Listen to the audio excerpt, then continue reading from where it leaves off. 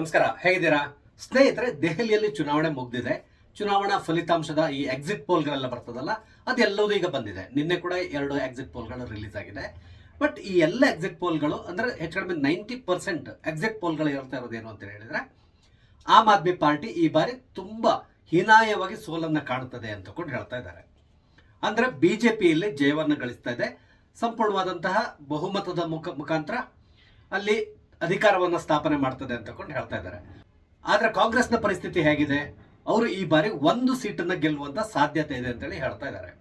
ಬಹುಶಃ ಕಾಂಗ್ರೆಸ್ನವರು ಇದು ಒಂದು ರೀತಿಯಾಗಿ ತೃಪ್ತಿ ಪಟ್ಕೊಳ್ಬೇಕಾದಂತಹ ಒಂದು ರಿಸಲ್ಟ್ ಅಂತಾನೆ ಹೇಳ್ಬೋದು. ಯಾಕಂತ ಹೇಳಿದ್ರೆ ದೆಹಲಿಯಲ್ಲಿ ಈ ಹಿಂದಿನ 2 ಬಾರಿ ಚುನಾವಣೆಯಲ್ಲೂ ಕೂಡ ಅವರು ಶೂನ್ಯ ಸಂಪಾದನೆ ಮಾಡಿದ್ದಾರೆ. ಆ ಮುಖಾಂತರ ಇಲ್ಲಿ 1 ಸೀಟನ್ನ ಮರಳಿ ಗಳಿಸ್ತಾ ಇರೋದ್ರಿಂದ ಇಲ್ಲಿ ತಾವೇನೋ ಒಂದು ಸಾಧನೆ ಮಾಡಿದ್ದೇವೆ ಅಂತ ಹೇಳಿ ತಮ್ಮ ಬೆನ್ನನ್ನು ತಾವು ತಟ್ಕೋಬೇಕಾಗ್ತದೆ. ಅವರ ವೋಟ್ ಶೇರಿಂಗ್ ಕೂಡ ಸ್ವಲ್ಪ ಇಂಪ್ರೂವ್ ಆಗ್ತದೆ. ಕಳೆದ ಬಾರಿ 4% ಅವರು ಕುಸಿದಿದ್ರು. ಈ ಬಾರಿ ಅದು 8% ವರೆಗೆ ಅಪ್ ಆಗುವಂತ ಸಾಧ್ಯತೆಗಳು ಕೂಡ ಇದೆ ಅಂತೇಳಿ ಹೇಳ್ತಾ ಇದೆ. ಅದಲ್ಲದೆ ಕಾಂಗ್ರೆಸ್ ಗೆಲ್ಲಬಹುದಾದಂತ ಕ್ಷೇತ್ರ ಕೂಡ ಯಾವುದು ಅನ್ನೋದು ಸಾಮಾನ್ಯವಾಗಿ ಈ ಸರ್ವೆ ಮುಖಾಂತರ ತಿಳಿತಾ ಇರೋದು ಏನು ಅಂತ ಹೇಳಿದ್ರೆ, ಅವರು ಗೆಲುವನ್ನ ಸಾಧಿಸ್ತಾ ಇರೋದು ನ್ಯೂ ಡೆಲ್ಲಿ ಅಂದ್ರೆ ನವದೆಹಲಿಯಲ್ಲಿ ಅವರು ಗೆಲುವನ್ನ ಸಾಧಿಸ್ತಾ ಇದ್ದಾರೆ. ಅದು ಯಾರೆದ್ರಿಗೆ? ಕೇಜ್ರಿವಾಲ್ ಎದುರಿಗೆ. ಕೇಜ್ರಿವಾಲ್ ಈ ಬಾರಿ ಸೋಲ್ತಾರೆ ನವದೆಹಲಿಯಲ್ಲಿ ಅಂತಕೊಂಡು ಈ ಸಮೀಕ್ಷೆಗಳು ಹೇಳ್ತಾ ಇದೆ. ಕಾಂಗ್ರೆಸ್ನ ಶೀಲಾ ದೀಕ್ಷಿತ್ ಅವರ ಮಗನಾದಂತಹ ಸಂದೀಪ್ ದೀಕ್ಷಿತ್ ಅವರು ಇಲ್ಲಿ ಜಯವನ್ನ ಗಳಿಸ್ತಾ ಇದ್ದಾರೆ. ಬಹುಶಃ ಕಾಂಗ್ರೆಸ್ಗೆ ಇಲ್ಲಿ ಲಾಭ ಆಗ್ತದೆ ಅಂತ ಕೂಡ ಹೇಳ್ತಾ ಇದ್ದಾರೆ. ಅದೇನೇ ಇರಲಿ, ರಿಸಲ್ಟ್ ಬಂದ್ಮೇಲೆ ನಮ್ಗೆ ಗೊತ್ತಾಗ್ತದೆ. ಟೋಟಲ್ ಆಗಿ ಓವರ್ ಆಲ್ ಆಗಿ ಹೇಳಬೇಕು ಅಂತ ಹೇಳಿದ್ರೆ, ಕೇಜ್ರಿವಾಲ್ ಅಂತೂ ಈ ಬಾರಿ ಸೋಲುವುದು ಶತಸಿದ್ಧ ಅಂತೇಳಿ ಎಲ್ಲ ಸರ್ವೆಗಳು ಹೇಳ್ತಾ ಇದೆ. ಆಮ್ ಆದ್ಮಿ ಪಾರ್ಟಿಯಲ್ಲಿ ಸೋತ್ರೆ ಆ ಪಕ್ಷದ ಮುಂದಿನ ಭವಿಷ್ಯ ಏನು, ಇದ್ರ ಬಗ್ಗೆ ಕೂಡ ನಾವು ಮಾತಾಡೋಣ. ಆಕ್ಚುಲಿ ಏನಾಗಿದೆ ಅಂತ ಹೇಳಿದ್ರೆ, ಆಮ್ ಆದ್ಮಿ ಪಕ್ಷಕ್ಕೆ ಹೆಡ್ ಆಫೀಸ್ ಅಂದ್ರೆ ದೆಹಲಿ ಅಂತಲೇ ಹೇಳ್ಬಹುದು. ಅಂದ್ರೆ ಅಲ್ಲಿಂದಾನೇ ಅವರು ಅಧಿಕಾರವನ್ನ ಪ್ರಾರಂಭ ಮಾಡಿದ್ರು. ಈ ಹಿಂದೆ 3 ಚುನಾವಣೆಗಳಲ್ಲಿ ಅವ್ರು ಗೆದ್ದು ಕೇಜ್ರಿವಾಲ್ ಮುಖ್ಯಮಂತ್ರಿ ಆದ್ರು. ಅಂದ್ರೆ ಫಸ್ಟ್ ಒಂದು ಸ್ವಲ್ಪ ದಿನಗಳ ಮಟ್ಟಿಗೆ ಮಾತ್ರ ಕಾಂಗ್ರೆಸ್ ಸಪೋರ್ಟ್ ನಲ್ಲಿ ಅವ್ರು ಮಾಡಿದ್ರು 2013ರಲ್ಲಿ. ನಂತರ 2015 ಮತ್ತೆ 2020ರಲ್ಲಿ ಅಭೂತಪೂರ್ವವಾದಂತಹ ಕ್ಲೀನ್ ಸ್ವೀಪ್ ಮಾಡಿಕೊಂಡು ಅವ್ರು ಜಯವನ್ನ ಗಳಿಸಿದ್ದಾರೆ. ಆದ್ರೆ ಈ ಬಾರಿ ಅವ್ರ ವಿರುದ್ಧ ಹಲವಾರು ಭ್ರಷ್ಟಾಚಾರದ ಕೇಸ್ಗಳಿದೆ. ಅದ್ರ ಜೊತೆಯಲ್ಲಿ ಆಂಟಿ ಇನ್ಕಂಬೆನ್ಸಿ ಅಂತ ಹೇಳ್ತಾರೆ, ಅಂದ್ರೆ ಆಡಳಿತ ವಿರೋಧಿ ಅಲೆ ದೆಹಲಿಯಲ್ಲಿ ಕಾಣಿಸ್ಕೊಂಡಿದೆ.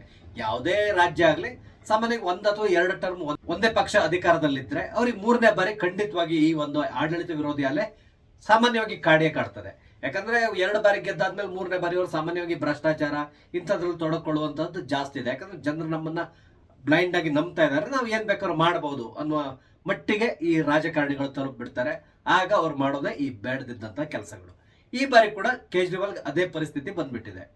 ಈಗಾಗಲೇ ಕೇಜ್ರಿವಾಲ್ ಜೈಲಿಗೆ ಕೂಡ ಹೋಗಿ ಬಂದಿದ್ದಾರೆ. ಈಗ ಅವರು ತಮ್ಮ ಅಧಿಕೃತ ನಿವಾಸದಲ್ಲಿ ಕೂಡ ವಾಸ ಮಾಡುವಂತಹ ಅವಕಾಶ ಇಲ್ಲ, ಅವರಿಗೆ ಕೋರ್ಟ್ ಪರ್ಮಿಷನ್ ಕೊಟ್ಟಿಲ್ಲ.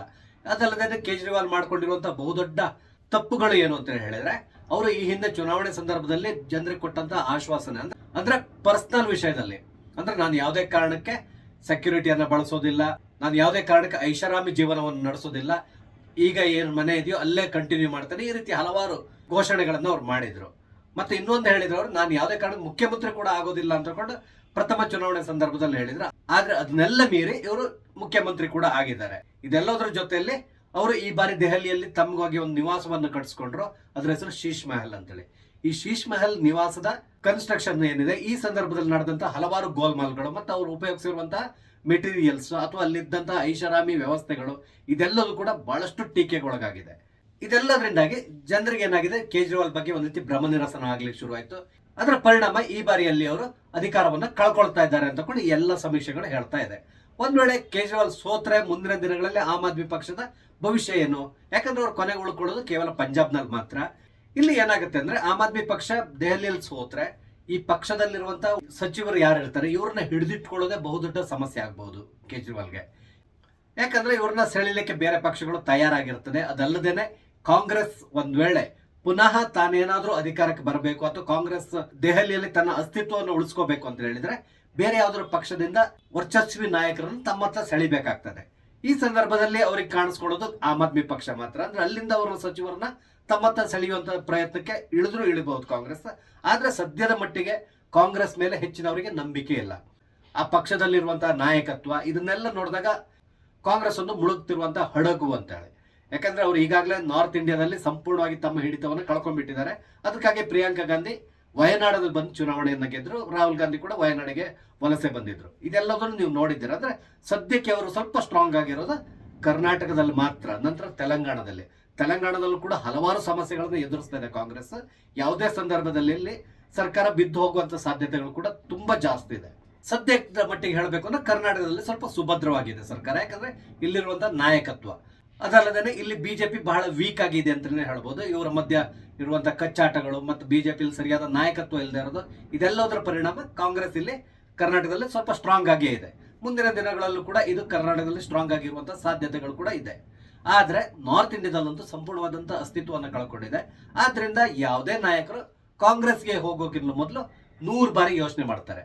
ಹಾಗಾಗಿ ಸದ್ಯದ ಮಟ್ಟಿಗೆ ಆಮ್ ಆದ್ಮಿ ಪಕ್ಷದ ಸಚಿವರು ಆ ಕಡೆ ಈ ಕಡೆ ಹೋಗುವಂತ ಸಾಧ್ಯತೆಗಳಿಲ್ಲ. ಆಮ್ ಆದ್ಮಿ ಪಕ್ಷದ ನಾಯಕರಾದಂತಹ ಸಂಜಯ್ ಸಿಂಗ್ ಕೂಡ ಒಂದು ಪತ್ರಿಕಾಗೋಷ್ಠಿಯಲ್ಲಿ ಹೇಳಿದ್ರು, ಆಮ್ ಆದ್ಮಿ ಪಕ್ಷದ 10-15 ಜನ ಶಾಸಕರನ್ನ ತಮ್ಮತ್ತ ಸೆಳಿಲಿಕ್ಕೆ ಈಗಾಗಲೇ ಬಿಜೆಪಿ 15 ಕೋಟಿವರೆಗೆ ಆಫರ್ ಕೊಡ್ತಾ ಇದೆ ಅಂತ ಕೂಡ ಹೇಳ್ತಾ ಇದ್ದಾರೆ. ಒಂದ್ ವೇಳೆ ಅವರಿಗೆ ಸರ್ಕಾರ ರಚನೆ ಮಾಡ್ಲಿಕ್ಕೆ ಆಗಿಲ್ಲ ಅಂದ್ರೆ ಆಮ್ ಆದ್ಮಿ ಪಕ್ಷದಿಂದ ಕೆಲವರನ್ನ ಸೆಳೆಯುವಂತ ಪ್ರಯತ್ನದಲ್ಲಿದೆ ಅಂತ ಕೊಂಡು ಹೇಳ್ತಾ ಇದ್ದಾರೆ. ಇದು ಹೌದು ಸುಳ್ಳು ಗೊತ್ತಿಲ್ಲ, ಯಾಕಂದ್ರೆ ಸದ್ಯಕ್ಕೆ ಬರ್ತಾ ಇರುವಂತ ಎಲ್ಲಾ ಸರ್ವೆ ಪ್ರಕಾರ ಬಿಜೆಪಿಯಲ್ಲಿ ಅಧಿಕಾರಕ್ಕೆ ಬರ್ತಾ ಇದೆ ಅಂತ ಹೇಳಿದೆ. ಆದ್ರೂ ಕೂಡ ಅವ್ರ ಒಳಗಡೆ ಇನ್ನೊಂದು ಇಂಟರ್ನಲ್ ಸರ್ವೆ ಮಾಡಿರ್ತಾರೆ. ಕಾಂಗ್ರೆಸ್ ಆಗ್ಲಿ, ಬಿಜೆಪಿ ಆಗ್ಲಿ ಅಥವಾ ಆಮ್ ಆದ್ಮಿ ಪಕ್ಷ ಆಗ್ಲಿ ಇಂಟರ್ನಲ್ ಸರ್ವೆ ಮಾಡಿರ್ತಾರೆ. ಅದರಲ್ಲಿ ಅವರಿಗೆ ಕ್ಲಿಯರ್ ಪಿಕ್ಚರ್ ಸಿಕ್ಕಿರ್ತದೆ. ಆ ಮುಖಾಂತರ ಅವ್ರಿಗೆ ಏನೆಲ್ಲ ಬೇಕೋ ಆ ರೀತಿಯಾದಂತಹ ವ್ಯವಸ್ಥೆಯನ್ನ ಈಗಾಗಲೇ ಮಾಡ್ಕೊಳ್ಳಿ ಶುರು ಮಾಡಿರಬಹುದು.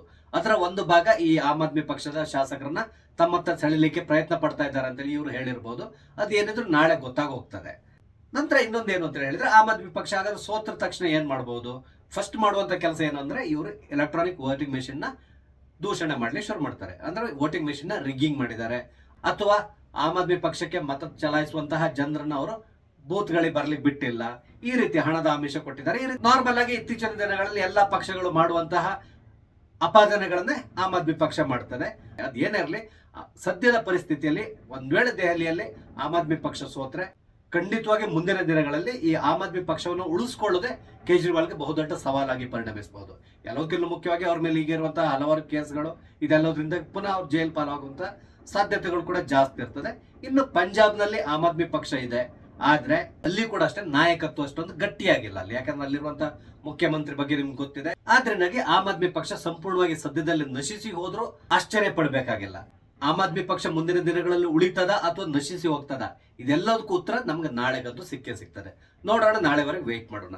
ಸ್ನೇಹಿತರೆ, ನಾನು ಹಂಚ್ಕೊಂಡಂತ ವಿಷಯ ನಿಮ್ಗೆ ಇಷ್ಟ ಆದ್ರೆ ಲೈಕ್ ಮಾಡಿ, ಶೇರ್ ಮಾಡಿ, ಹಾಗೆ ದಯವಿಟ್ಟು ನನ್ನ ಚಾನಲ್ ಸಬ್ಸ್ಕ್ರೈಬ್ ಮಾಡಿ. ನಮಸ್ತೆ, ಜೈ ಹಿಂದ್.